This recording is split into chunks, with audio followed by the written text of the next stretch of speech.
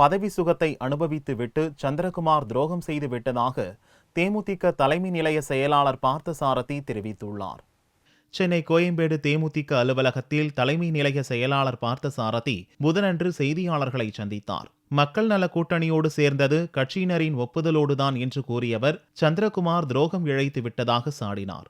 MLA, மாவட்ட செயலாளர், கொறடா என்று பல்வேறு பதவிகளை அனுபவித்துவிட்டு சந்திரகுமார் துரோகம் இழைத்து விட்டதாக குற்றம் சாட்டிய பார்த்தசாரதி, தமிழக முதல்வராக விஜயகாந்த் பதவி ஏற்பதை யாராலும் தடுக்க முடியாது என்றார். அமைச்சர் பதவிக்காக இந்த செயலில் சந்திரகுமார் ஈடுபட்டுள்ளதாக பார்த்தசாரதி குற்றம் சாட்டினார். இதே கருத்தை எம்எல்ஏ அனகை முருகேசனும் வலியுறுத்தினார். இந்த இயக்கத்தில் உண்மையான தொண்டர்கள் என் தலைவர் புரட்சி கலைஞர் கேப்டனை விட்டு யாரும் நகர மாட்டார்கள். இன்றைக்கு கூட செய்தி ஒரு பத்திரிகை கேட்டார்கள், நீங்க கூட அங்க போறீங்களான்னு. சத்தியமாக இந்த மூலமாக சொல்றேன், நான் இருந்தாலும் அழிந்தாலும் தேசிய தலைவர் புரட்சி கலைஞர் கேப்டன் மட்டும்தான் எனக்கு.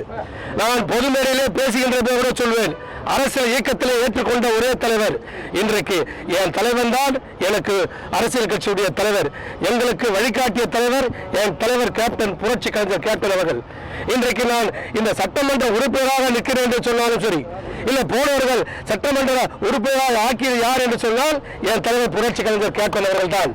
ஆனால் போன இடத்திலே அவர்களுடைய கனவு காண்டிருக்கிறார்கள், மீண்டும் நாங்கெல்லாம் சட்டமன்ற உறுப்பினராக ஆகிவிடும் என்று. ஒருபோது வட்ட செயலாளராக கூட ஆக முடியும். இதுதான் உண்மை. இன்றைக்கு இந்த தேசிய முற்போக்கு திராவிட கழகத்தை விட்டு 8 பேர் சென்றார்கள், ஒரு 8 சட்டமன்ற உறுப்பினர். அவருடைய நிலைமை எப்படி பார்த்தீங்களா? இன்றைக்கு கிளை செயலாளர் கூட ஒரு பதவி கிடைக்கவில்லை. அதே போலதான் இன்றைக்கு போயிருக்கிற இந்த 4 சட்டமன்ற உறுப்பினர்களுக்கும் அல்லது 4 சட்டமன்ற மாவட்ட கழக செயலாளருக்கும் இதே நிலைமை தான் ஏற்பட போகிறது. இந்த இயக்கத்தை உருவாக்கியதற்கு காரணம் என்ன? என் தலைவர் புரட்சி கலைஞர் கேப்டன் அவர்களை முதலமைச்சராக்க வேண்டியதுதான் என்னுடைய நோக்கம். அதன் அடிப்படையில் தான் இந்த இயக்கத்தை உருவாக்கினோம். அதன் அடிப்படையில் இன்றைக்கு என்னுடைய தலைவரை முதல்வர் வேட்பாளராக ஏற்றுக்கொண்டு மக்கள் நல கூட்டணி வந்திருக்கிறார்கள். இது பெருமையோடு சந்தோஷமாக ஏற்றுக்கொள்வர். இன்னைக்கு லட்சம் தேமுதிக தொண்டர்கள் இருக்கின்றார்கள். இன்றைக்கு தலைவரை தான் முதலமைச்சராக ஆக்க வேண்டும் என்று இன்றைக்கு தேமுதிக இருக்கின்ற அத்தனை தொண்டர்கள் 50 லட்சம் உறுப்பினரும் கண்டிப்பாக பாடுபட்டு 2016 என் தலைவன் முதலமைச்சர் ஆகுவதை எந்த கட்சியாக இருந்தாலும் யாரா இருந்தாலும் இதை தடுக்க முடியாது. இதுதான் உண்மை. இப்போது அவர் கொண்டிருக்கிறார் என்று சொன்னால் இதற்கு பின்னாடி ஒரு இயக்கம் இயங்கிக் கொண்டிருக்கிறது. அவர்களுக்கு ஏதோ ஒரு மாய வழியை வீசி உங்களுக்கு நான் சட்டமன்ற உறுப்பினரை கொடுத்து இது கொடுக்கிறோம், மந்திரி பதவியை கொடுக்கிறோம் என்றெல்லாம் சொல்லி அதை அழைத்திருக்கிறார்கள்.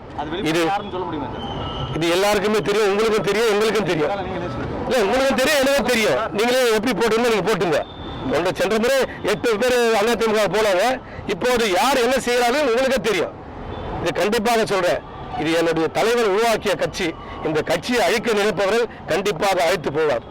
ஏன்னா உதாரணம் சொல்ல போல இன்னைக்கு மண்டபத்தை இடித்தார்கள், 5 வருடம் ஓய்வு எடுத்துக் கொண்டிருக்கிறார்கள். இதே நிலைமைதான் இந்த இயக்கத்தை அழைக்க நினைத்தவர்கள் கண்டிப்பாக தமிழ்நாடு வரலாற்றிலே அவர்களுக்கு இடம் கிடையாது என்று சொல்லுகிறேன். அவங்க பொதுக்குழு கூட்டினாங்களே நீக்கினது அதிகாரப்பூர்வமானது இல்லை அப்படின்னு சொல்றாங்க. சார், இது பொதுக்குழுல முழு அதிகாரம் இவருடைய தலைவர் கேப்டன் அவர்கள் தான் இருக்குன்னு சொல்லுகிறாங்க. என் தலைவர் என்ன வேணா யார வேணா முடிவெடுக்கலாம். ஒரு கடைக்கோடி தொண்டனை இன்னைக்கு கொள்கை பிரிவு செயலாளர் ஆக்கலாம், கடைக்கோடி தொண்டனை ஒரு மாவட்ட செயலாளர் ஆக்கலாம். இந்த உரிமை தலைவருக்கு மட்டும்தான் இருக்கிறது. இதெல்லாம் ஒரு வேஷம் போட்டிருக்கிறாங்க. நாங்க கூட்டணி நாங்க அணியை அறிவிச்ச எத்தனை அணி அறிவிப்ப இது போல தமிழ்நாட்டில் எவ்வளோ அணி உருவாக்கிது. அந்த அணிலாம் எங்க போயிருக்கிறதுல நாங்களும் பார்த்துக்கிறோம். ஆனா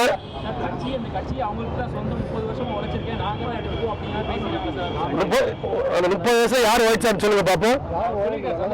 யாரு அவர் 30 வருஷம் சொன்னா அவரே சொல்லிக்கலாம். ஒரு நிமிஷம். இந்த தேசிய முற்போக்கு திராவிட கழகத்துல இன்றைக்கு சீனன் எடுத்துக்கொண்ட அந்த அண்டம் எனக்கு தான் தெரியும். யார் எத்தனை வருஷமா இருந்தாங்க, அவரை எப்போது மாவட்ட செயலாளர் மன்றத்துக்கு மாவட்ட தலைவர் ஆனார் எனக்கு தெரியும். புரியுதா? என்கிட்ட இந்த கேள்வியை கேட்காதீங்க. இன்னைக்கு தமிழ்நாடு ஃபுல்லா யார் எந்தெந்த மாவட்டம் எந்த மாவட்டத்தில் தலைவராக இருந்தா, செயலாளர் இருந்தா, பொருளாளர் இருந்தா, ஒன்றிய செயலாளர், நகர செயலாளர் எல்லாமே எனக்கு தெரியும். அவர் சொல்லிக்கலாம் பெருமையா, நான் 30 வருஷம் சரி 30 வருஷம் ஓய்ச்சிட்டு தான் உங்களுக்கு சட்டமன்ற உறுப்பினர் ஆக்கியிருக்காரு, கொள்கை பிரிவு செயலாளர் பதவி கொடுத்திருக்காரு, சட்டமன்றத்தில் எதிர்கட்சி கொரோனாவா கொடுத்திருக்காரு. இது போதா?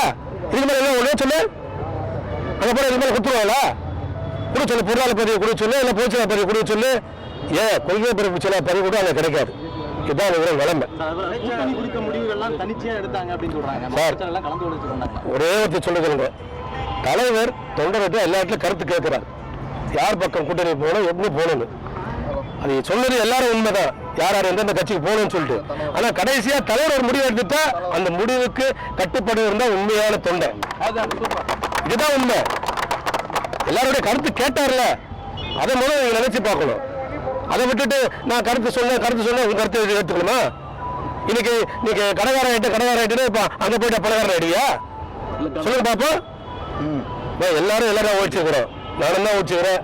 அக்பர் இருக்காரு, ராஜன் இருக்காரு, காமராஜ் இருக்காரு, எல்லாரும் ஒரு விதத்துல ஓடிச்சிருக்கிறாங்க. யாரும் ஓடிக்கலன்னு சொல்ல.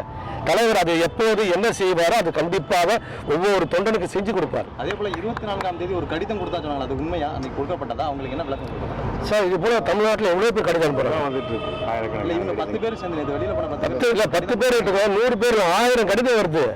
எல்லா கடிதமும் பிரிச்சு பார்த்து படிக்கிறாரு. படிக்காமலாம் கிடையாது, அது வந்து அவருக்கே தெரியும். படிக்கலன்னு இந்த யாருமே மறுப்பு சொல்ல முடியாது. கட்சியினுடைய கொள்கை பரப்பு செயலாளர் சேர்ந்து ஒரு கொடுத்திருக்காங்க, ஒரு கடிதமா கொடுத்திருக்காங்க. அதுல வந்து அது உண்மையா வந்து 24ஆம் தேதி அது மாதிரி ஒரு கடிதம் கிடைச்சதா? அதுக்கு என்ன விளக்கம் கொடுக்கும்? அதுதான் சொல்றேன்ல, கடிதம் கொடுத்தது உண்மையா எல்லா கடிதத்தையும் பிரிச்சு பார்த்து தான் இருக்கிறோம். நீ வாய்மொழியாவே உத்தரவு சொல்லியிருக்கிறீங்க, கடிதத்திலே சொல்லியிருக்கீங்க. அது மாதிரி நானும் சொன்னேன். அது வந்து தலைவர் இறுதியா முடிவு எடுத்துட்டு அது கட்டுப்பட்டு தான் போகணும். அதை விட்டுட்டு நீ போய் தனியா கட்சி ஆரம்பிக்கிற தேமுதிக எடுத்துலாம் தயவு சொல்லக்கூடாது.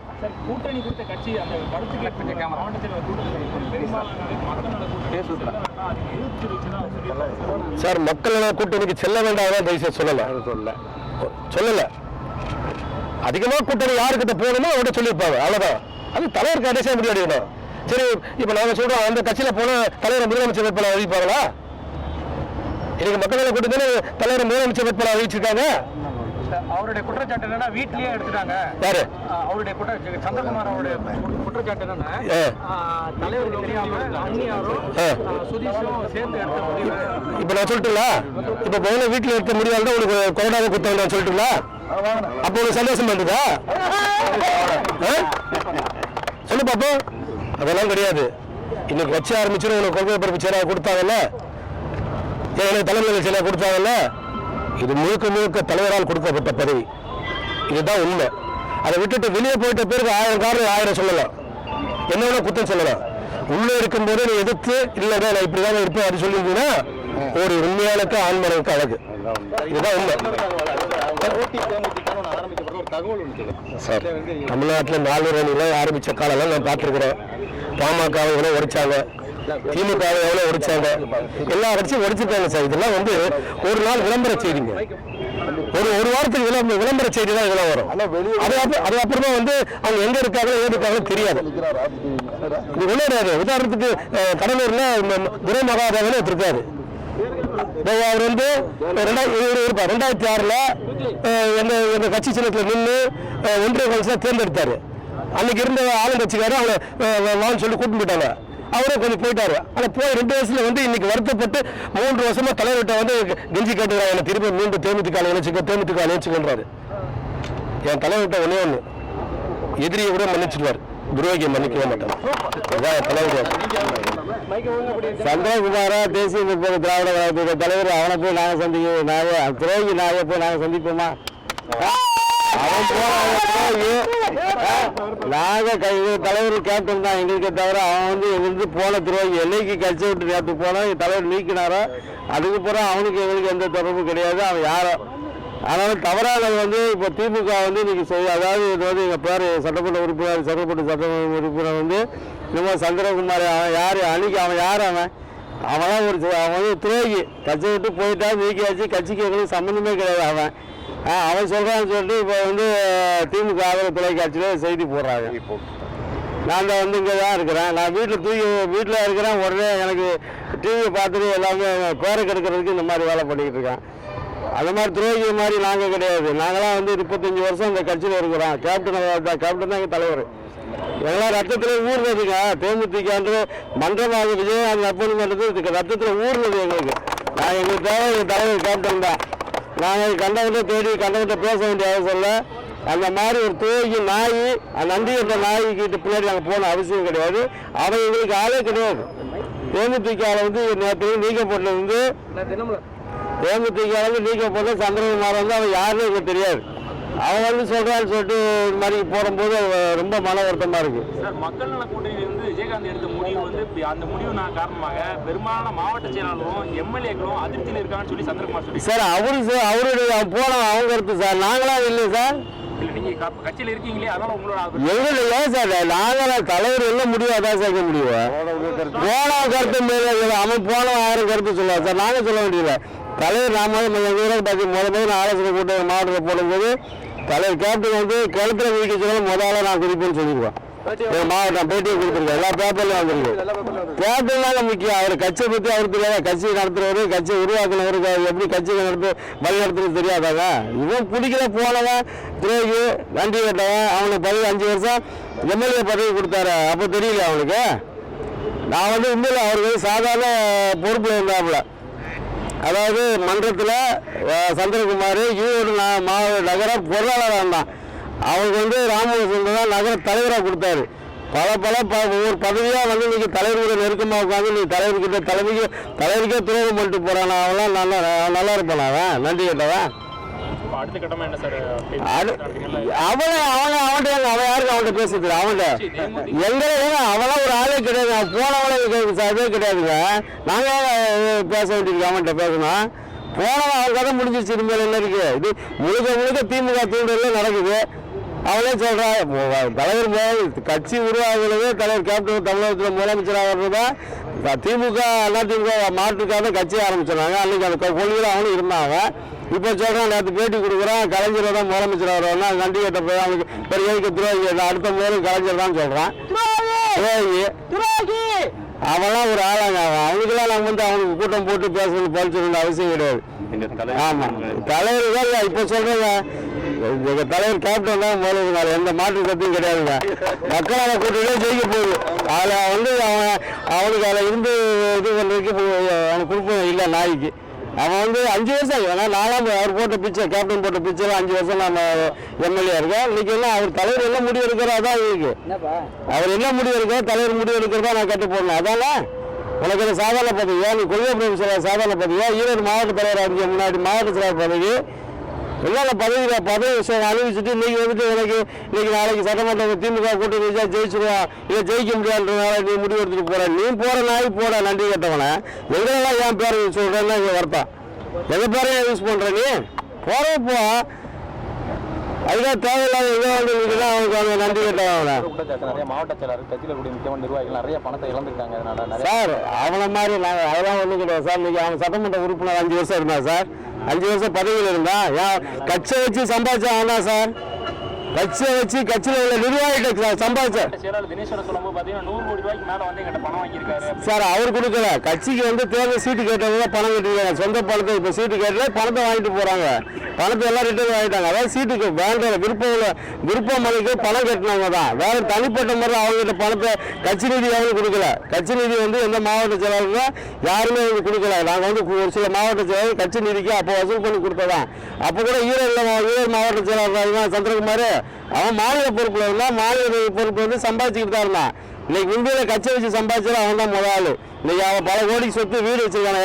அவன் வீடு நகை வித்தான்னு சொல்றான். எதுவும் வித்தாங்க. இன்னைக்கு அவனை சொத்துக்கு அதிபதி எங்க வந்துச்சு? அவன் சொத்து இல்லையா? இன்னைக்கு இருக்கா வீடு எவ்வளவு வீடை கட்டுவான். தலைவர் தான் வீடு திறந்து வச்சாரு. கட்சி வச்சு முறைகேடா சம்பாதிச்சாரு. கட்சியை வச்சு வந்து அவன் வந்து நான் வந்து பல லட்சத்துக்கு வளர்ந்தேன் வீட்டை வளர்ந்தேன் அது வந்து ஒத்துக்க முடியாது. கட்சியை வச்சு சம்பாதிச்சான். திமுகல இருந்து உங்க எம்எல்ஏக்களுக்கு வந்து ஆஃபர் பண்றாங்க அப்படின்ட்டு உங்க எம்எல்ஏவே ஒருத்தர் குற்றம் சாட்டி இருக்காரு. அது மாதிரி உங்களுக்கு ஏதாவது? சார் என்கிட்ட வரவே மாட்டாங்க சார். எந்த எப்போ சொல்றேன் நான் எந்த திமுக எவனும் என்கிட்ட வர முடியாது. நான்லாம் வந்து சின்ன வயசுல இருந்து கேப்டன் கூட இருக்காங்க. என்கிட்ட வர முடியாது, என்கிட்ட பேச முடியாது, என்கிட்ட வந்து எவன் நிற்க முடியாது.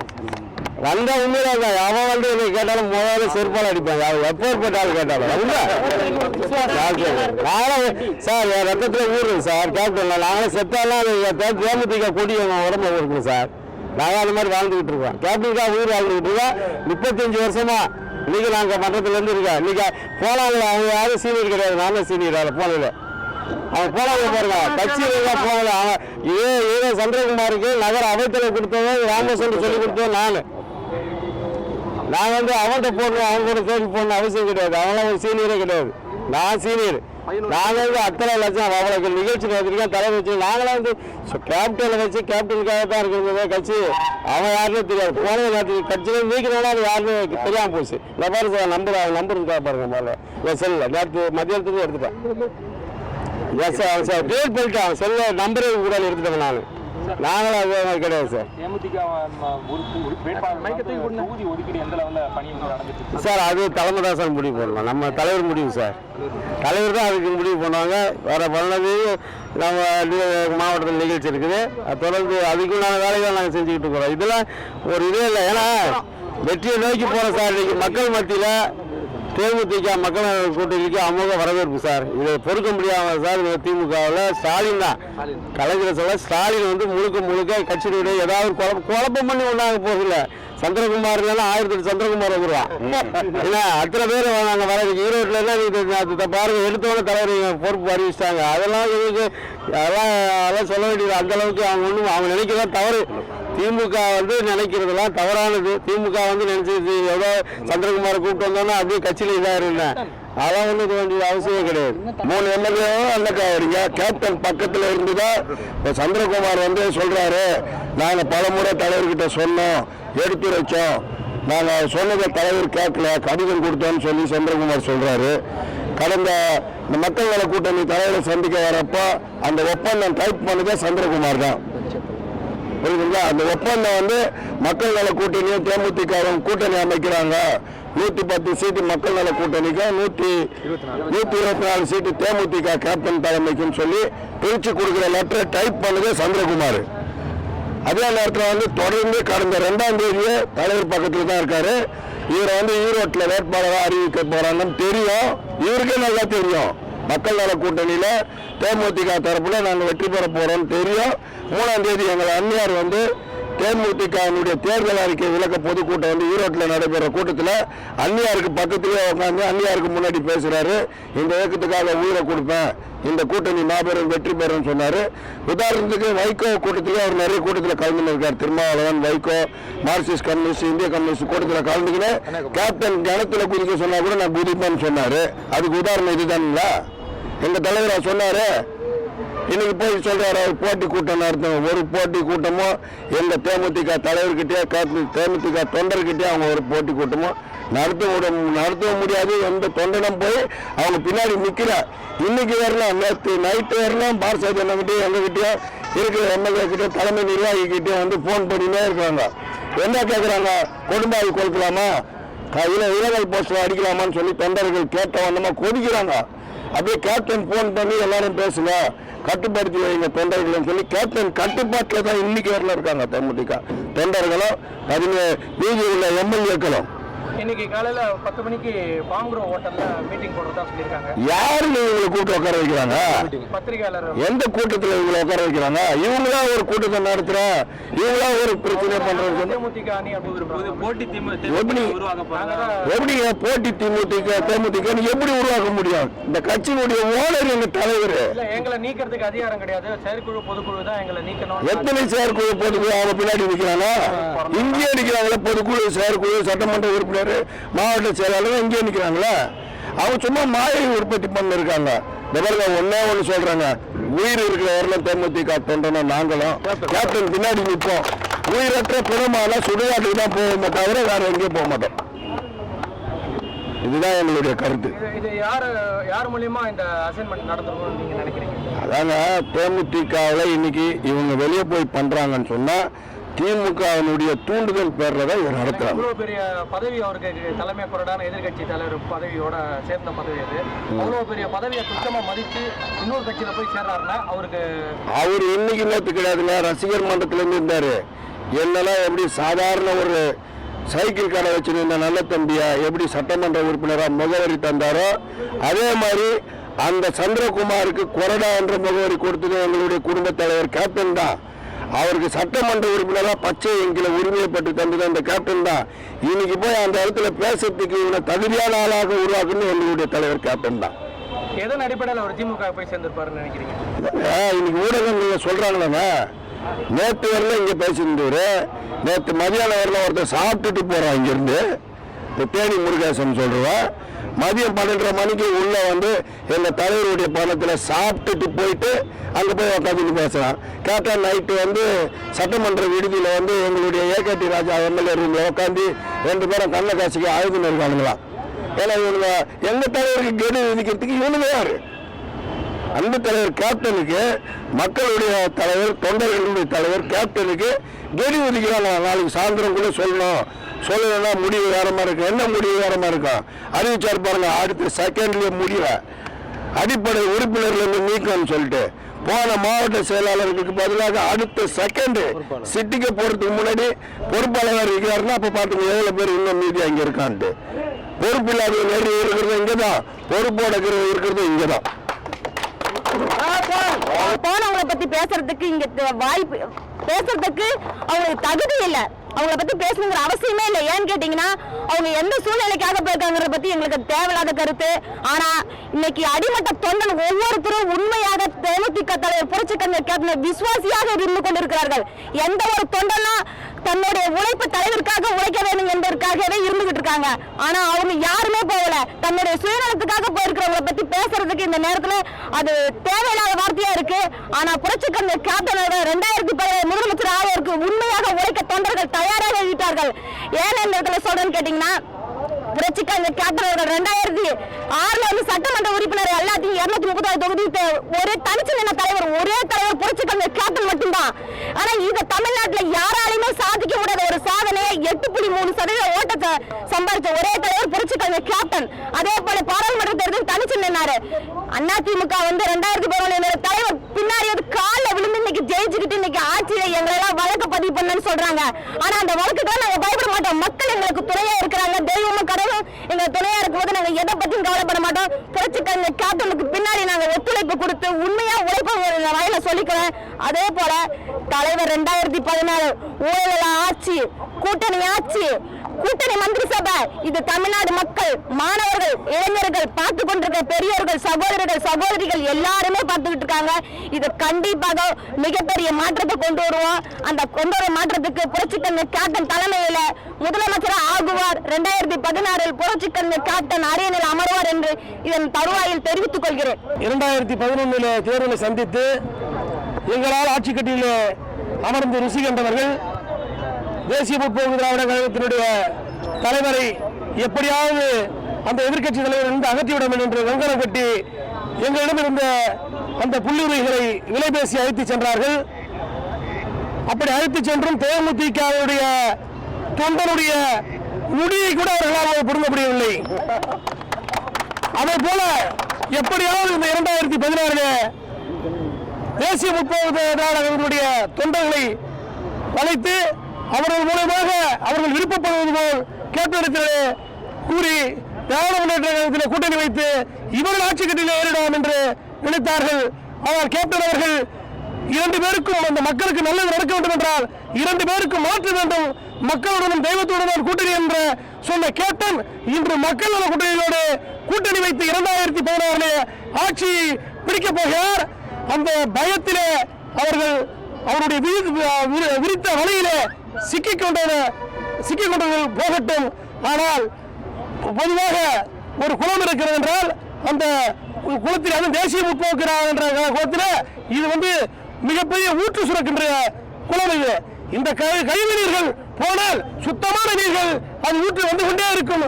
தேசிய முற்போக்கு கழகத்தை எந்த கொம்பனாலும் ஒன்றும் அசைக்க முடியாது. ஒரு விதத்தில் நான் அவருக்கு நன்றி சொல்ல கடமைப்பட்டிருக்கிறேன். என்னவென்றால் இன்றைக்கு தமிழகம் முழுவதும் இருக்கின்ற கேப்டனுடைய உண்மை தொண்டர்கள் கொஞ்சம் சோர்வடைந்திருந்தார்கள். இந்த சம்பவத்தை கேள்விப்பட்டவுடன் கேப்டனுக்கு ஒரு இக்கட்டான சூழல் என்று உணர்ந்து கொதித்திருக்கிறார்கள். இன்னைக்கு இன்று 10ஆம் தேதி மாநாடு அறிவிச்சிருக்கிறாங்க. நேற்று தான் சொன்னாங்க, 10ஆம் தேதி அறிவிக்கப்பட சொன்னாங்க. நேற்று தான் சொன்னாங்க. ஒரு மாநாடே வந்து 4 நாட்களுக்கு முன்பு ஒரு கூட்டக்கூடிய அந்த திறமையும் அந்த தகுதியும் கேப்டன் ஒருவருக்கு தான் மட்டும் இருக்கிறது. அது எப்படி நாங்கெல்லாம் கூட நினைச்சோம், எப்படி விளம்பரப்படுத்தி தொண்டை கொண்டு போறது, நாளை 10ஆம் தேதி மாநாட்டுக்கின்ற இன்னைக்கு யாருமே சொல்லல. 10ஆம் தேதி அணியாக தொண்டர்கள் அந்த மாநாட்டுக்கு திரண்டு வர்றதற்கு தயாராக இருக்கிறார்கள். நேற்றிலிருந்து தொண்டர்கள் ஒவ்வொருவரும் போன எங்களை தொலைபேசியில தொடர்பு கொண்டு கேப்டன் எப்படி இருக்கிறார், நாங்களாம் கேப்டனை சந்திக்க வேண்டும் அதெல்லாம் சொல்லிட்டு இருக்கிறாங்க.